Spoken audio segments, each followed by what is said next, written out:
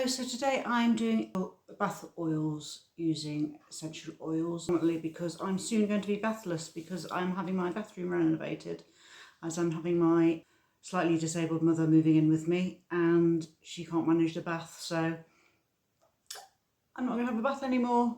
So I'm going to get in a few baths before that happens, which will be all the time after that, but anyway, that's enough about my personal life. So bath oil I'm going to choose is going to be using essential oils using citrus. So citrus, any citrus essential oils are good for putting you in a good mood. So I'm going to use 2 ounces of sweet almond oil. There are other oils you can use. The oils you can use are jojoba oil, sweet almond, or fractionated coconut oil. I'm using sweet almond purely because I've got a whole vat that I bought about 2 years ago, which I'm still working my way through. It's nearly empty now though. And I'm going to use as my essential oils bergamot, which is citrus. I hadn't even heard of bergamot before I started getting into essential oils, but it is citrus. Grapefruit, lemon, and orange sweet. So there you go. Oops, that way. Orange sweet.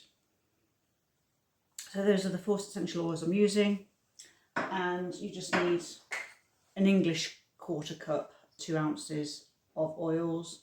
I mix them together and I'll just demonstrate now for you. Okay, so I cocked up a bit with my editing. So I've just put a cup of sweet almond oil in, which looks like that, it's just clear oil. I put in 6 drops of grapefruit, 6 drops of lemon. I can't remember whether I did the orange, but I'm going to do it again just for luck. Won't hurt me. 1, 2, 3, 4, 5, 6. 6 drops of orange, 6 drops of bergamot. That's one, there's a bit left over, so I'll do the other bottle.